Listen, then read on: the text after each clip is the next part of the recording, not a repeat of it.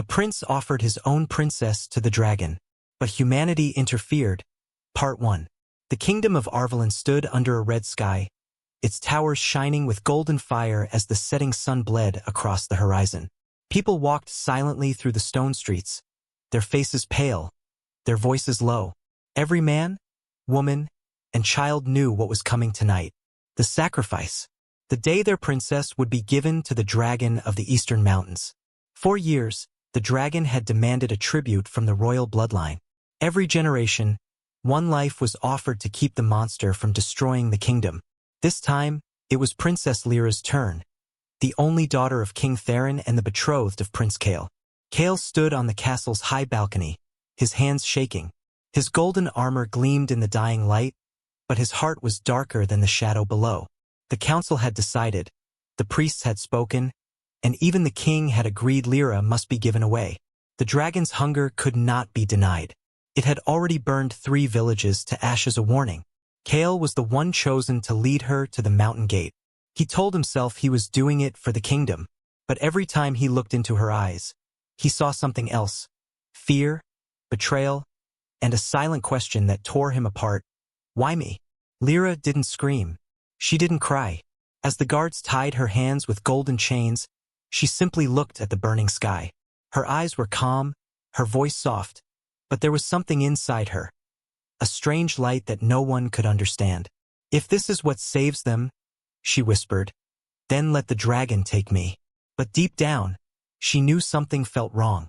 The air was colder than usual, and a strange sound echoed in the distance. A hum that didn't belong to this world. It wasn't thunder, and it wasn't the dragon.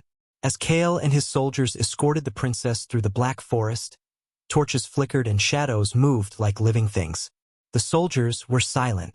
None dared speak. The mountain loomed ahead, tall and cruel, its peak hidden behind storm clouds. Suddenly, a strange light flashed across the sky, bright, silver, and silent. It moved faster than any bird or star. The soldiers stopped. Kael frowned. What was that? He asked, his voice trembling. No one answered. The light returned again, lower this time, slicing through the clouds like a blade. It wasn't lightning. It was something else. Then, the earth shook. The dragon's roar rolled across the valley, deep and terrible. Its voice was like thunder mixed with fire.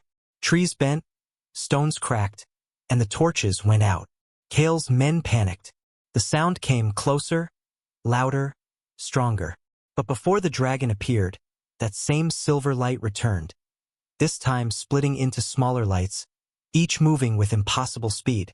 The soldiers lifted their spears, ready for battle. The gods! One man cried.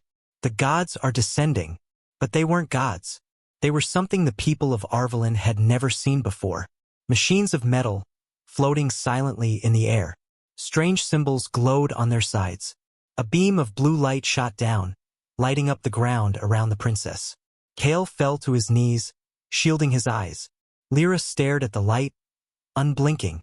She didn't feel fear. She felt something else. A strange warmth, a calm energy. Then a voice came from the sky, clear and strong, speaking in a language no one there knew. It wasn't divine, but it was powerful. Human distress signal detected. Extracting target. The soldiers screamed and ran. Kael shouted, "Protect her." But before they could move, the blue light surrounded the princess completely. The air vibrated. Her golden chains melted into nothing. She was lifted slowly off the ground. Kael reached for her hand, but the light burned too bright to see. Then, silence. She was gone. The light vanished. The machines rose into the clouds and disappeared like ghosts. Kael fell to the ground, stunned. His heart felt empty. He had brought her to die, but now she had been taken by something far beyond death. The men whispered in terror. The gods took her, one said. No. Another replied, voice shaking. That wasn't a god. That was something else. Hours later, the dragon came. Its wings split the sky. Its scales glowed like molten stone. It landed with a crash that shook the mountain. Smoke and fire spilled from its mouth. It looked down at Kael, who stood trembling with a sword in his hand. Where is my tribute? The dragon's voice rumbled like thunder. Kale dropped to his knees. She was taken, he said, voice breaking. The dragon's golden eyes narrowed. Taken? By whom? Kale pointed to the sky. By lights from the heavens. The dragon growled, its massive claws tearing the earth. Then the heavens have stolen from me, it said. And for that, I will burn this world. But far above the clouds, Princess Lyra awoke inside a white chamber made of smooth glass and glowing light. Strange humans surrounded her, wearing metal suits, their faces calm but serious. One of them leaned forward and said softly, "You're safe now. We received your planet's energy signal. You were not meant to die like that."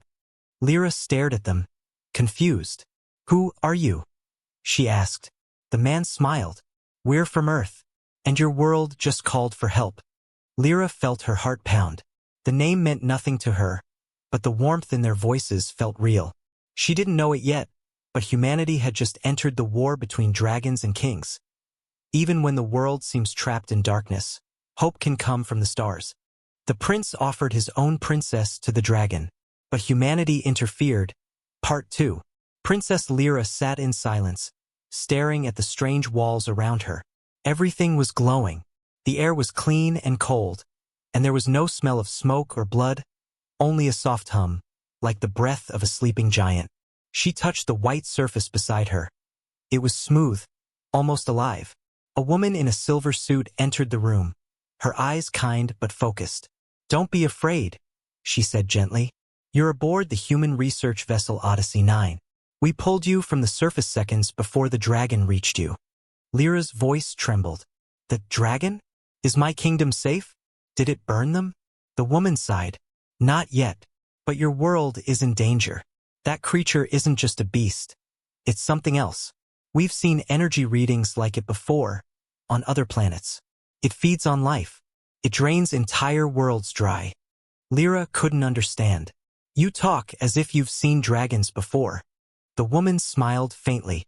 "Not dragons like yours, but monsters. Yes, the universe is full of them." Far below, Prince Kale watched from the mountain's edge as the dragon spread its wings over Arvalin. The wind carried the smell of burning earth. Villages caught fire in seconds. He fell to his knees, helpless. His soldiers had fled. His people were dying. All he could do was whisper her name, Lyra. He had sent her to die, but something had taken her instead. Was it punishment from the gods? Or mercy from something greater? Above the burning world, the Odyssey 9 floated silently. Inside the command room, human officers studied the holographic image of the dragon. Its body was enormous, its wings spanned miles, and its energy signature pulsed like a dying star. "That thing is generating plasma hotter than our engines," said Commander Hayes, his voice sharp. "If it keeps feeding, the whole planet will collapse in a matter of days." Dr. Alara, the woman who saved Lyra, looked at the screen with worry. "This species is ancient," she said. "It's not just instinctive destruction. It's intelligence. It chooses sacrifices to balance its hunger. That's why it let their kingdom live so long." Commander Hayes frowned. "So you're telling me this creature made a deal with the locals?" Alara nodded. "Yes, but something about this girl." She glanced toward the glass chamber where Lyra sat quietly. "When we beamed her aboard, the dragon's energy spiked. It reacted to her, almost as if it knew she was taken. Then we just declared war," Hayes said darkly. Meanwhile, Lyra looked through the glass window and saw her planet below. It looked small and fragile, a blue-green jewel surrounded by darkness. "You come from another world?" she asked Alara when she returned.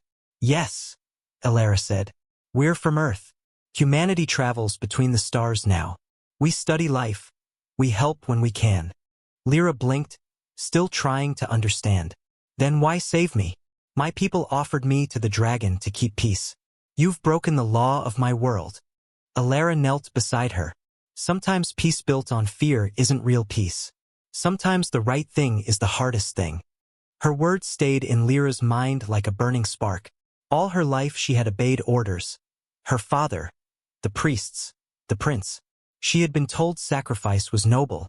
But now, for the first time, someone told her she didn't have to die to prove her worth. Suddenly, Alarms screamed through the ship. The lights flashed red. The voice of Commander Hayes echoed through the speakers. All hands. The entity is approaching. It's breaking atmosphere. Alara grabbed Lyra's arm.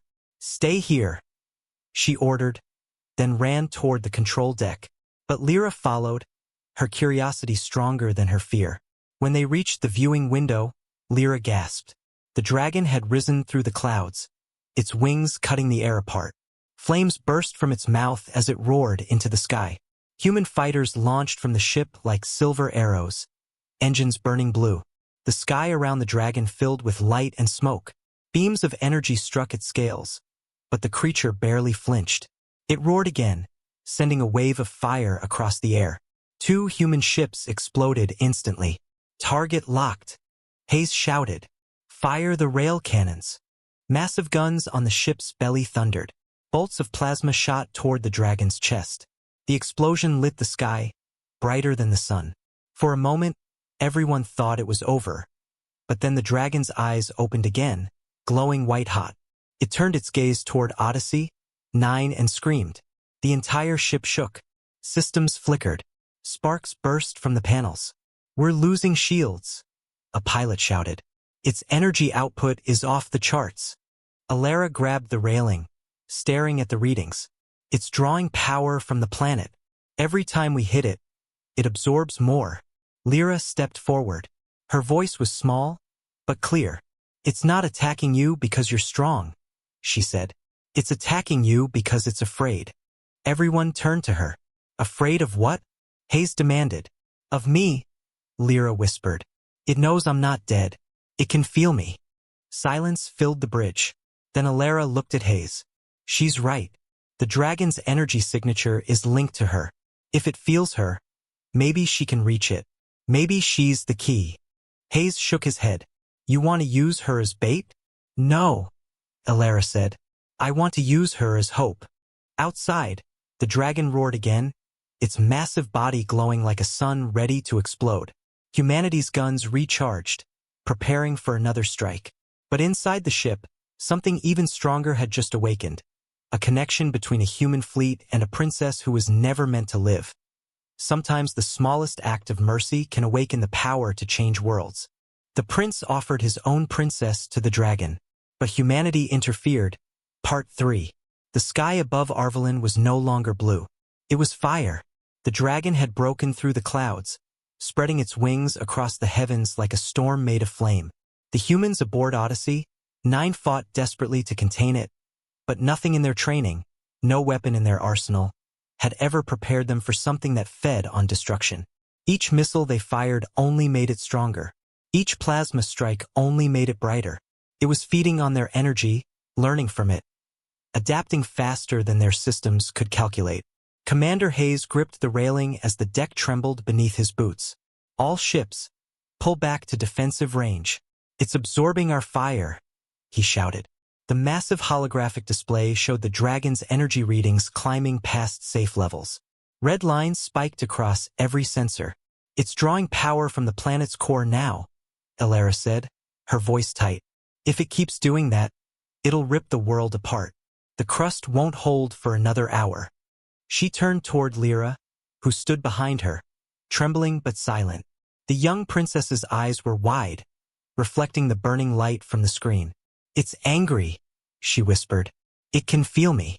Hayes looked at her sharply. "Then tell it to stop." His tone was half command, half desperation. Lyra shook her head slowly. "It doesn't listen. It only feels pain, hunger, rage." She pressed her hand against her chest. "When it roars, I feel it here, inside me." The crew exchanged uneasy glances. Some whispered that she was cursed, others that she was the key to everything happening. But no one dared to speak it out loud, not while the monster was still outside, tearing their world apart. Below the burning sky, Prince Kale gathered what remained of his soldiers. They watched helplessly as fire rained down from the mountains. "It's the end," one of them said. "The gods have abandoned us." But Kale wasn't ready to believe that. He still remembered the silver light that took Lyra, that strange, peaceful glow that didn't burn or destroy.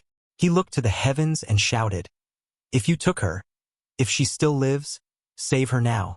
No answer came. Only thunder. Far above. Inside Odyssey 9, alarms screamed again. Brace for impact. The pilot yelled. A blast of molten energy smashed against the ship's shields, shaking it violently. Sparks burst from the control panels. Crew members fell to the floor. The lights flickered and died. Shields at 14%. Someone shouted. Hull breach on deck 4.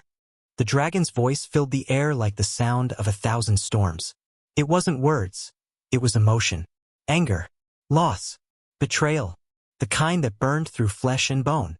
Lyra couldn't take it anymore. She ran to the glass window and pressed her hands against it. Stop! She cried, tears running down her face. Please stop. I'm alive. I'm here. Her voice trembled, but there was strength hidden inside it. For a moment, the dragon paused in midair. Its eyes turned upward, glowing like two suns.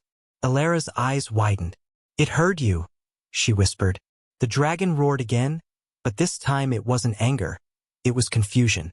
Its massive head turned, scanning the sky. It could sense her life, her presence, but it didn't understand what had happened. It thought she was gone. It thought it had lost the bond that tied it to the royal bloodline, the sacrifice that kept its hunger under control. Hayes looked at Alara. What's going on? Talk to me. Doctor. Alara took a deep breath. I think the dragon was never just a monster. It's part of a bioengineered system, an ancient weapon built to protect this planet. The royal line must have carried its control signal. They didn't know it, but by sacrificing their bloodline, they were keeping it balanced. And now that she's gone, it's losing control. So you're saying she is its stabilizer? Hayes asked, disbelief in his voice. Yes, Alara said. Without her, the dragon becomes chaos itself. Lyra turned from the window, her voice soft but steady. Then let me go back. Everyone turned to her in shock. What? Hayes barked. If I stay here, it will destroy everything. My people will die. Your ship will fall. Let me go to it. Maybe I can calm it. Alara grabbed her arm. No, you don't understand what you're saying. It's not just dangerous. It's suicidal. That thing will tear you apart before you can even speak. Lyra looked at her, eyes filled with quiet courage. Then I'll die trying. I was meant to die for my kingdom anyway. At least this time, I'll choose it myself. The room went silent. Even the sound of the alarms seemed to fade for a moment.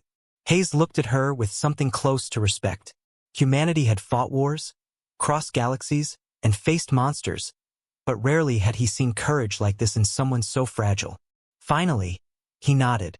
Prepare the drop pod, he said. Alara stared at him in disbelief. You're really going to let her? He turned toward her. We don't have a choice. If she's connected to that thing, she's our only shot. Minutes later, the drop pod's door sealed shut. Lyra sat inside, wearing a thin silver suit designed to withstand heat. Alara stood outside the glass, her face pale.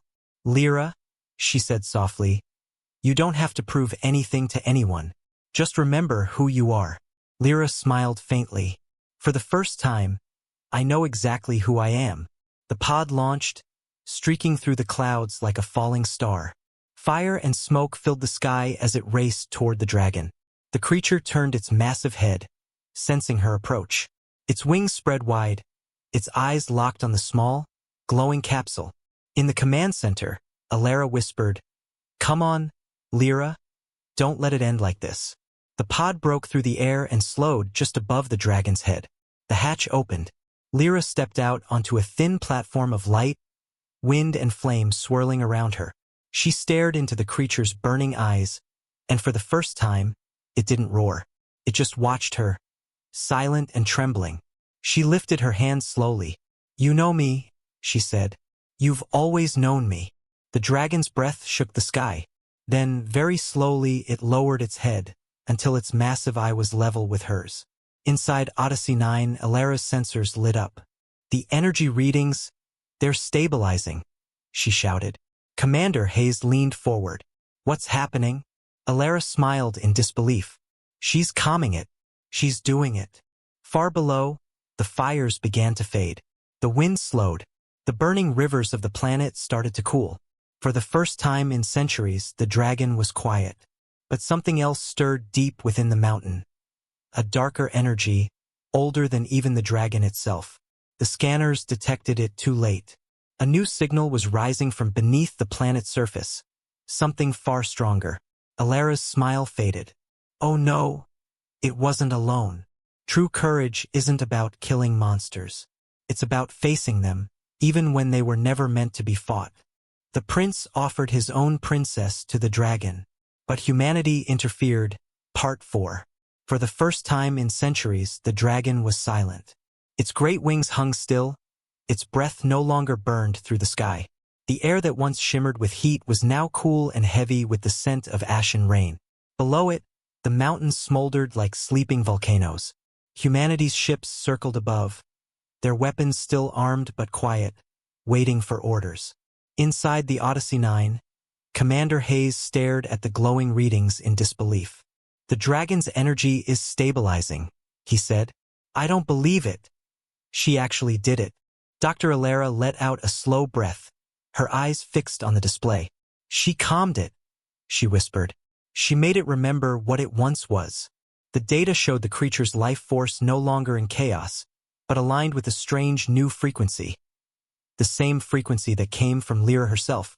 She wasn't just controlling the dragon. She was connected to it, balancing it like a heart to a body. Down below, Lyra stood on the dragon's massive head, wind rushing past her face. She could feel its pulse beneath her feet, a slow, heavy rhythm that beat through the air and earth. Its mind was no longer pure rage. It was something deeper now. She could hear its thoughts, not as words, but as feelings. Pain, memory, duty. She closed her eyes and whispered softly, "You're not evil, are you?" The dragon's massive eye blinked, glowing with faint light. Its voice rumbled softly through her mind. "I was made to protect, but they turned protection into hunger." "Who did?" she asked, trembling. The dragon's voice faded. "The ones beneath the stone. The old ones. They built me, and they never left." Her eyes widened. Beneath the stone? Before she could ask more, the ground shook violently. Huge cracks split the mountains below. Flames and dust burst into the sky. The sensors on Odyssey 9 screamed with new signals. Massive seismic activity. The navigator shouted. Something's moving under the crust. Something enormous. Alara's face turned pale. It's not the dragon. It's coming from below. The holographic map lit up, showing a gigantic structure deep underground. It was the size of a city, metallic, alive, and ancient. Hayes clenched his fists. Another creature? Alara shook her head. No, a machine. A buried construct. The mountain exploded open. Lava and smoke erupted as something rose from the depths, black metal covered in glowing red veins. Its shape impossible to define. It was like a living fortress, its surface shifting and twisting as if it were made of molten steel. The dragon roared in terror, its wings snapping open. Lyra clung to its scales as the air exploded around them. On the Odyssey 9, alarms howled. "It's locking onto us," shouted a pilot. "It's scanning our systems." Hayes barked. "All ships, defensive formation. Fire at will." Beams of plasma and railgun rounds streaked through the sky, hitting the rising machine, but they did nothing. The creature's armor glowed brighter, absorbing the attacks.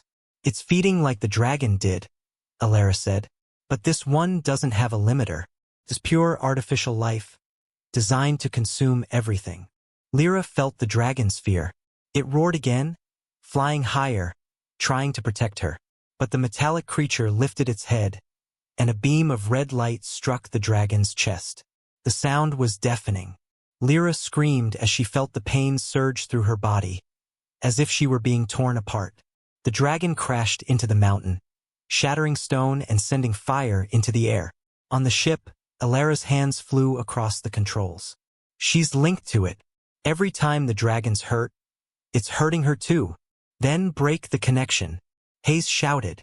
"I can't," she said. "It's biological. It's inside her blood."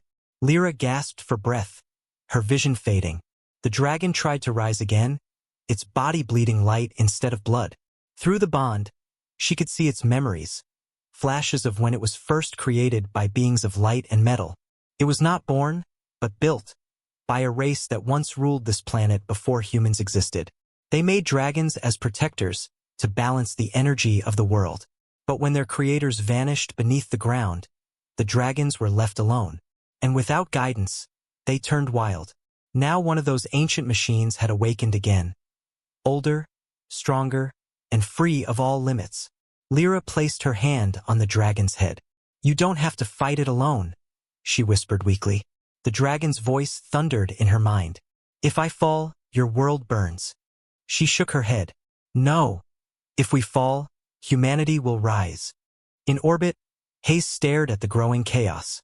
"Get ready to deploy the lance cannon," he ordered. The weapon was forbidden, a planetary railgun capable of vaporizing a mountain. "If that thing reaches the surface fully, the entire planet will die." Alara grabbed his arm. "If you fire that cannon, you'll kill the girl and the dragon. You'll destroy the only things keeping this planet's energy from collapsing." Hayes looked at the screen where the massive construct continued to rise. His face hardened. "If we do nothing, we lose everyone." Below, Lyra and the dragon stood on a mountain of fire and smoke, staring at the metal monster that towered over them. The creature opened its core, revealing a spinning sphere of crimson light. It was alive and it was calling. Lyra could hear it whispering in her mind, cold and mechanical. "You were not chosen. You are an error in the system." Her body shivered, but she stood tall. "Maybe I am an error," she said softly, "but I'm still alive, and so is my world." The dragon raised its wings, covering her like a shield. The light from its chest pulsed brighter, matching her heartbeat. Together, they faced the machine that had built gods, and now wanted to erase them. Sometimes the world must fall apart before you understand what truly holds it together. Courage, not fear. The prince offered his own princess to the dragon, but humanity interfered. Part 5. The mountain burned like a dying sun. Smoke covered the sky, and the ground trembled with every movement of the gigantic machine rising from the depths. The creature was not made of flesh or bone but of black metal and pulsing light. Its surface shifted like liquid fire, forming new weapons every second. The ancient machine, the core of the builders as Alara called it, had awakened after thousands of years.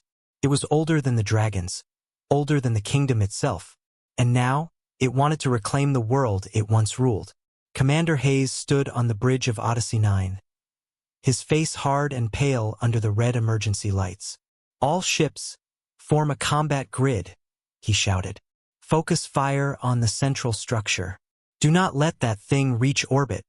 Outside, hundreds of small human ships flew in formation, their engines glowing blue against the burning sky. Missiles streaked through the air, and beams of light smashed against the machine's armor. But nothing worked. The creature absorbed every hit, feeding on the energy like a black hole. Dr. Alara stared at the readings on her screen. "It's learning from our attacks," she said. "Every weapon we use becomes useless within seconds. It's rewriting itself."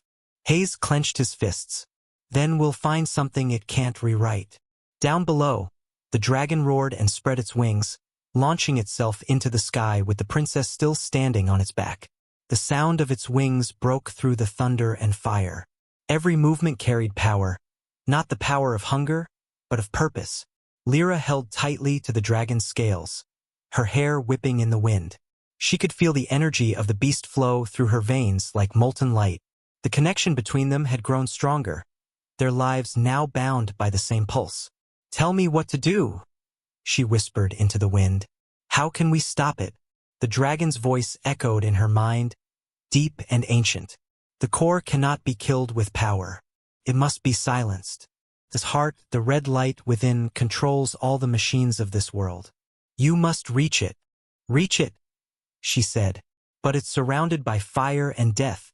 "Then walk through the fire," the dragon said simply. "You are the key they left behind." The words made her chest tighten. She remembered her kingdom, her father, the people who had bowed to her as a princess. Not because of who she was, but because of what she represented. sacrifice. She had been born to die for peace. But now, maybe she could live for it instead. In orbit, Hayes prepared the ship's most dangerous weapon, the lance cannon. It was a weapon meant to pierce moons, not to be used on living worlds. Charge the core, he ordered. If this thing isn't stopped, it'll eat the planet alive. Alara turned toward him. You can't. Lyra's still down there. The dragon too. Hayes didn't answer. He looked out the window at the chaos below, the mountains breaking apart, the machine's body spreading like roots through the ground. We're out of time, he said quietly. Lyra could see the machine's core now, a massive sphere of red energy spinning within a tower of black metal. It pulsed with every heartbeat of the planet. The dragon dove toward it, fire pouring from its jaws. The flames crashed against the machine's armor, burning bright enough to light the heavens. For a moment, the machine hesitated, then unleashed a shockwave of red energy that blasted the dragon backward. Lyra screamed as they tumbled through the sky. Inside Odyssey 9, alarms blared again. The dragon's energy is collapsing, shouted a technician. They won't survive another hit. Alara slammed her hands against the console. We have to help them. Hayes turned sharply. And how do you suggest we do that, Doctor? We can't even scratch that thing. She pointed to the readings on the screen. We don't need to destroy it. We need to overload it. If we send enough raw power into its core, it'll break its own balance. Hayes frowned. Overload it? That would mean. It would mean sending all our energy, everything, into the strike, she said. The ship won't survive.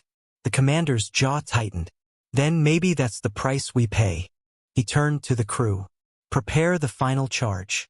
Target the central core. As the humans prepared their last strike, Lyra climbed to her feet again. The dragon was bleeding light now, its wings cracked, its body shaking. It's dying, she whispered. You can't fight anymore. The dragon turned its head toward her, its great eyes dim but peaceful. My time was long ago. Yours is now. She felt tears on her face as she climbed toward its neck. Then let's finish this together. The dragon roared one last time and soared upward, straight toward the machine's core. The two forces met in a blinding storm of color. Red and gold, light and darkness crashing together. Lightning tore through the sky as the mountain exploded. From above, Odyssey 9 locked on. Firing lance cannon, Hayes shouted. A beam of pure white energy shot from orbit, cutting through the clouds and striking the center of the explosion. The entire world seemed to stop.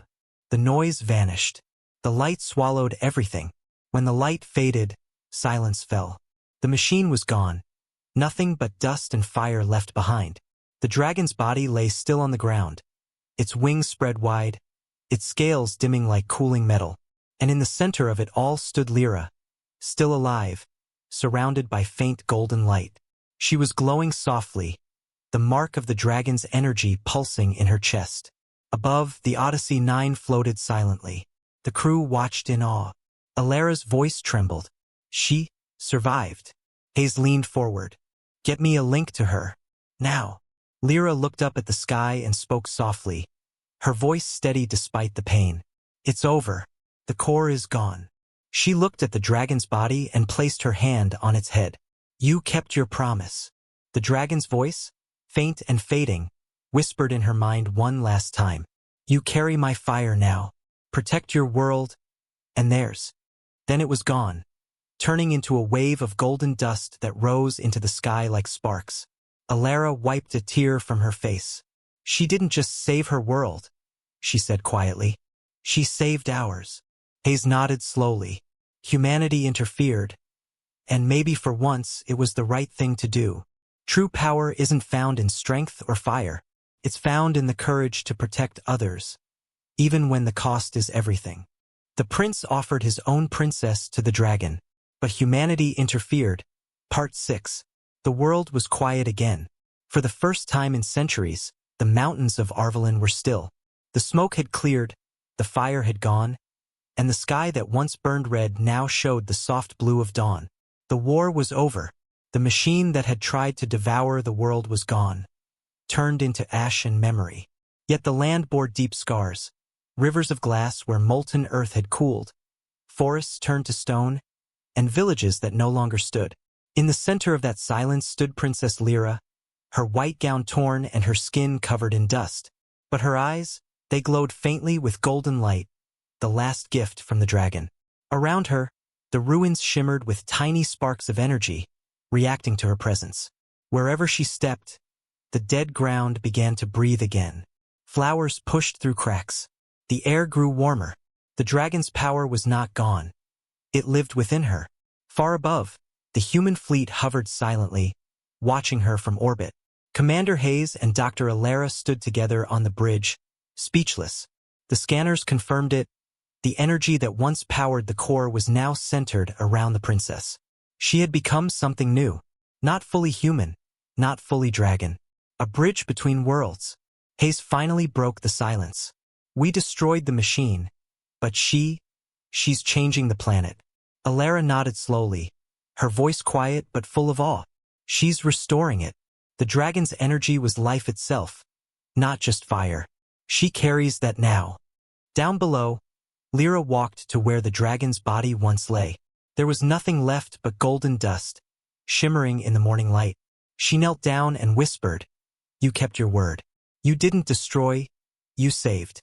The dust lifted, swirling gently around her before rising into the sky like glowing snow.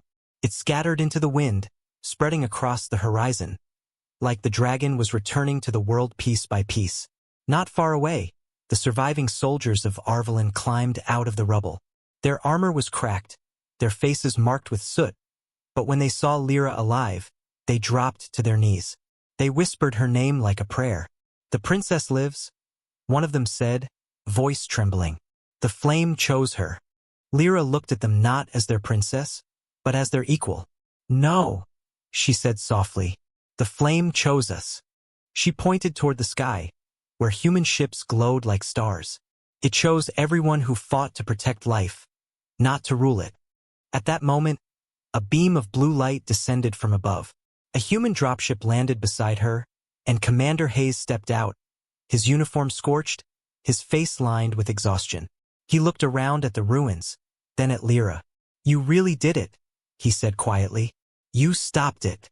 Lyra smiled faintly. "We all did. You came when no one else would." Hayes shook his head. "Humanity interferes too much. This time, maybe it mattered." Alara followed him down, her eyes wide with wonder as she scanned the air. "The readings are incredible. The planet's atmosphere is healing. Whatever she's doing, it's reversing centuries of damage." Lyra looked down at her hands, where faint lines of golden light pulsed under her skin. "I don't know how long I can control it," she said.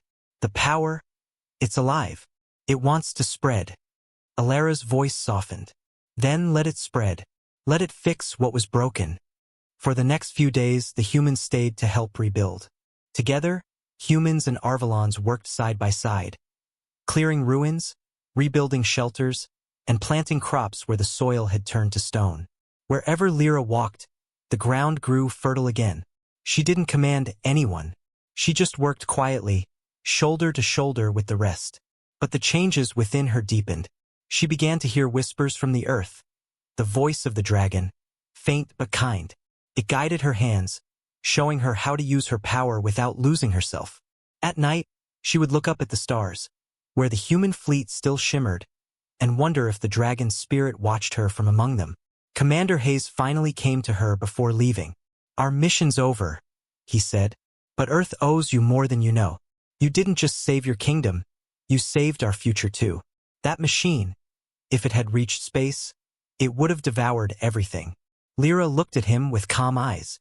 "Then maybe the dragon's fire wasn't meant to destroy worlds," she said. "Maybe it was meant to protect them." He smiled faintly. "You sound more human than most humans I know." She laughed softly. "And you sound more like a dragon than you think." They shook hands, one of flesh, one glowing faintly with golden light, and in that moment, something unspoken passed between them. Not gratitude, not duty, but understanding. The kind of bond that changes the course of worlds. When the human fleet finally left Arvelin, the sky filled with blue trails of light.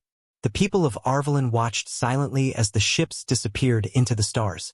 Lyra stood on the mountain where it had all begun, where she was meant to die as a sacrifice, but instead became the reason life continued. The wind blew softly through her hair, and she whispered to the horizon, "The dragon sleeps now, but its flame still burns." As she turned away, small sparks of gold rose from her footsteps, drifting upward. The legend of the dragon and the human interference became the story that every generation of Arvelin would tell, not of fear or war, but of unity. The world rebuilt stronger than before, guided by the wisdom of both fire and heart. And somewhere far beyond, in the deep black between the stars, a faint golden light drifted through the void. The soul of the dragon, still watching, still guarding, still believing in what humanity had done. Moral: even when worlds collide, hope can rise from the ashes. True strength isn't found in power or blood. It's found in unity, compassion, and the courage to protect life. If you felt the fire of the story, don't forget to subscribe to Sci-Fi Galaxy for more tales where humanity's spirit reshapes the stars.